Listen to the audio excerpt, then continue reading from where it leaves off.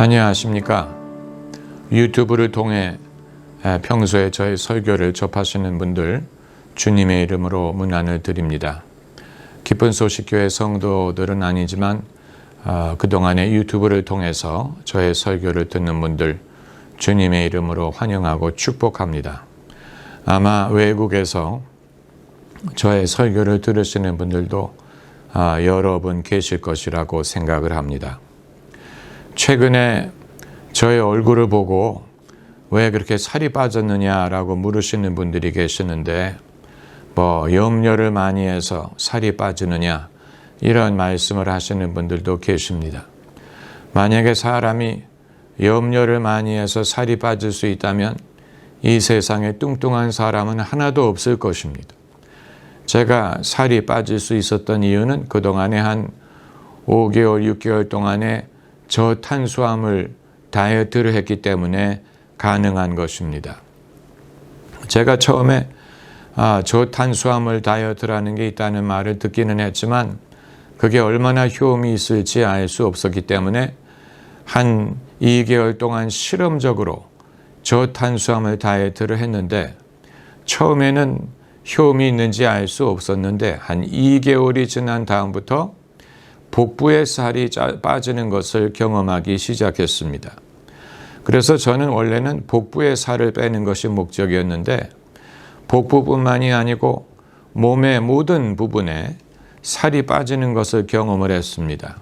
어깨라든가 얼굴이라든가 허벅지라든가. 그래서 이제는 옷을 줄여 입어야 되는 제가 지금 입고 있는 상의도 어깨와 또 이 품을 줄인 것인데 그동안에 이 저탄수화물을 통해서 그 이전에 살을 빼려고 노력을 많이 했지만 성공하지 못했던 부분에 소정의 결과를 얻을 수 있게 되었습니다. 이 저탄수화물이라는 게 무슨 뜻이냐? 우리가 평소에 주식으로 먹는 쌀, 또 밀가루, 빵, 또 감자, 옥수수, 전분 이런 모든 것이 탄수화물입니다. 우리가 평소에 무슨 라면을 먹는다거나 냉면을 먹는 것처럼 탄수화물만을 먹는 것이 아니라면 평소에 우리가 식사를 할 때 탄수화물이 차지하는 비중이 그렇게 크지 않습니다. 그렇기 때문에 사람이 탄수화물을 줄여도 야채라든가 나물이라든가 국이라든가 또 계란이라든가 또 치즈, 또 단백질 이런 먹을 수 있는 것이 상당히 많이 있기 때문에 우리가 뜻이 있고 방법이 있으면 저탄수화물 다이어트를 누구든지 하실 수 있고 또 원하시는 그런 결과를 얻으실 수 있을 것이라고 생각이 됩니다. 저는 2020년 12월 27일 2020년 마지막 주일이 되겠죠. 2020년 12월 27일 주일 예배를 마지막으로 기쁜 소식 교회를 사임하게 됩니다. 그럼 성도들은 어떻게 되는 것이냐?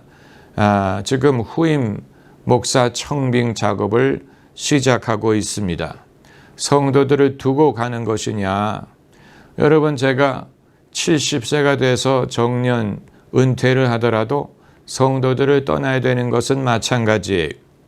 제가 2000년 9월 3일 기쁜 소식 교회를 창립하고 20년 동안 목회를 했는데 사실 20년이라는 세월은 상당히 긴 세월입니다.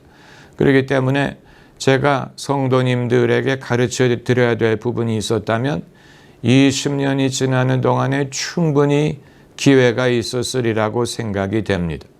성경에 등장하는 사람들을 보면 하나님의 말씀을 전하기 위해서 그렇게 많은 시간을 할애한 것처럼 보이지 않습니다.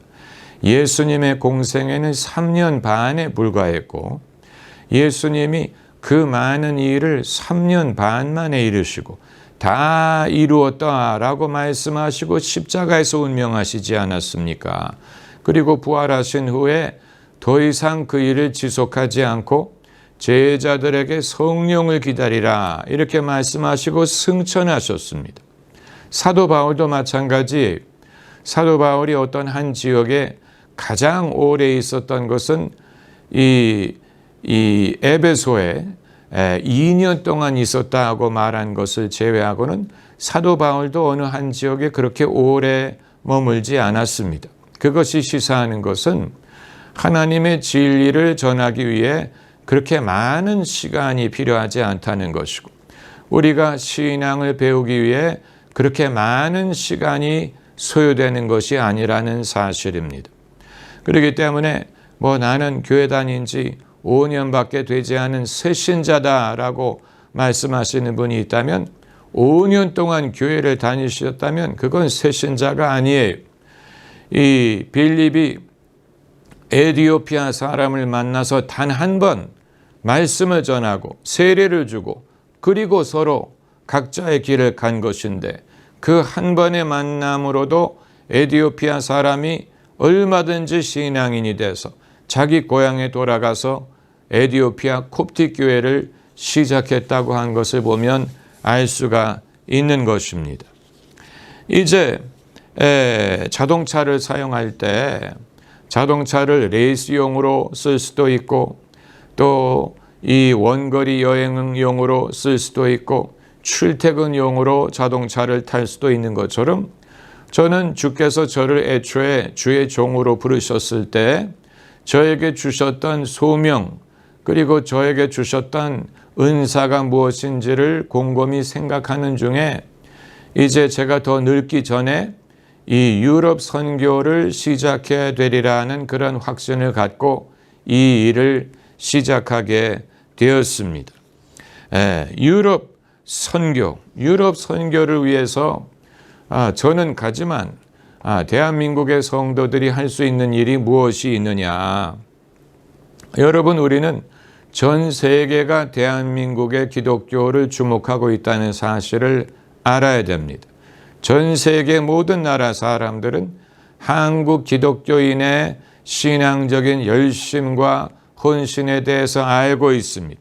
그래서 캐나다의 이 드라마에 한국인, 교회를 다니는 한국인에 대한 주제를 다루는 드라마가 생길 정도로 전 세계 기독교인들은 대한민국의 기독교인들이 누구보다도 열정이 있고 기도를 하고 또 선교와 전도에 헌신한다는 사실을 알고 있습니다.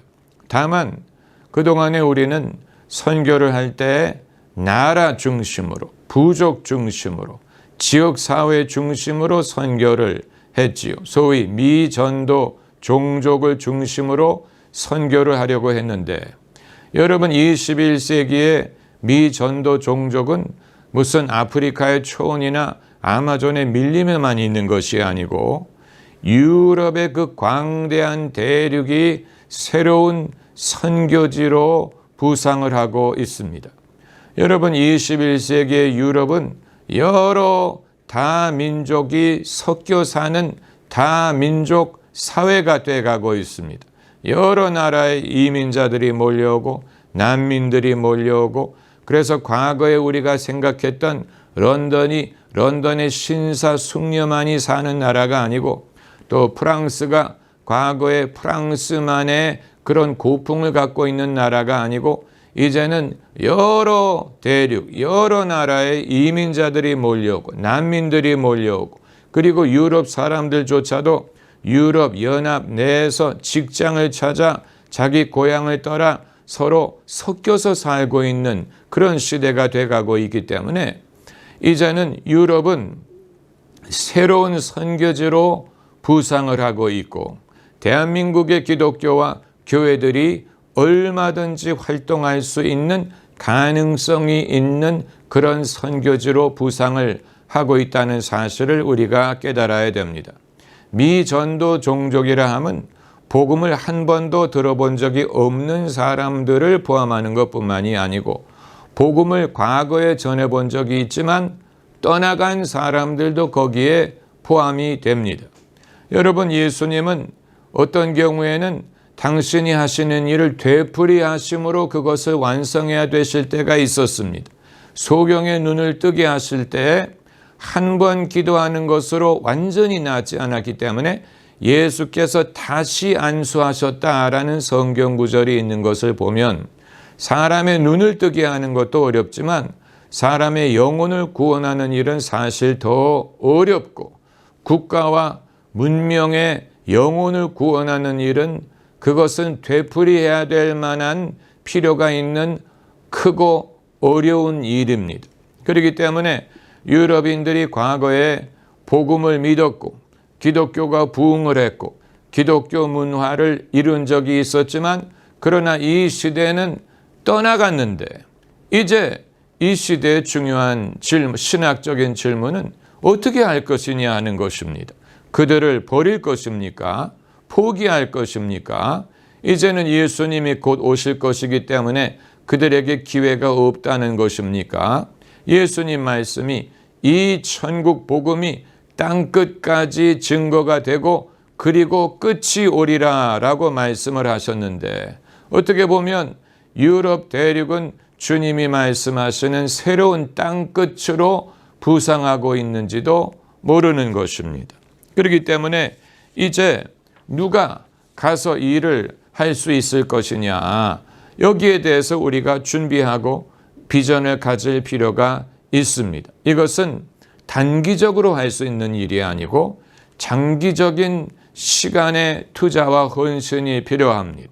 그래서 어학을 갖춰야 되고 문화적인 감각을 가져야 되고 또 국제적인 정서가 도움이 되고 그리고 하나님의 말씀, 성령의 기름 부음을 가졌다면 어디에서든지 하나님이 맡기시는 일을 할 수가 있다고 봅니다.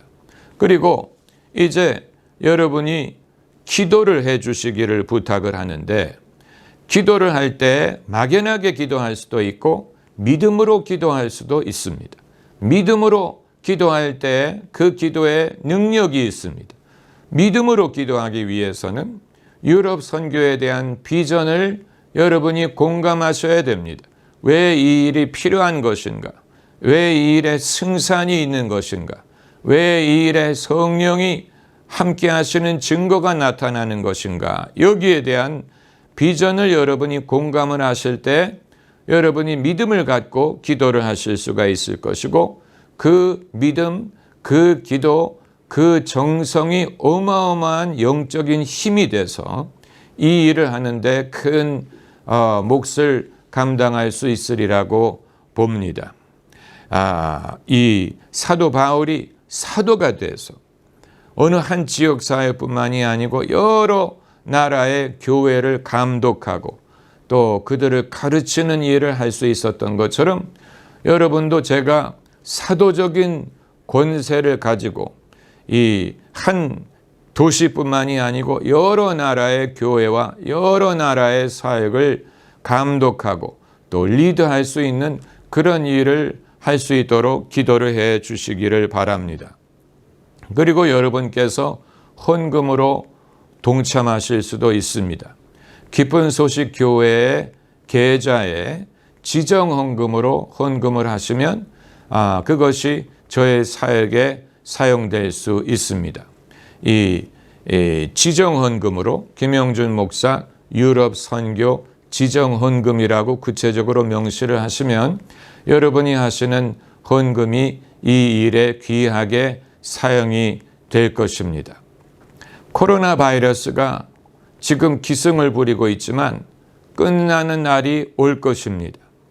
코로나 바이러스가 끝나는 날이 오면 눌려있던 용수철이 솟구치는 것처럼 제가 힘을 가지고 영적인 능력을 가지고 이 일을 할 수 있게 되기를 여러분 모두 기도해 주시고 또 여러분 모두 평안하시기를 바랍니다. 샬롬.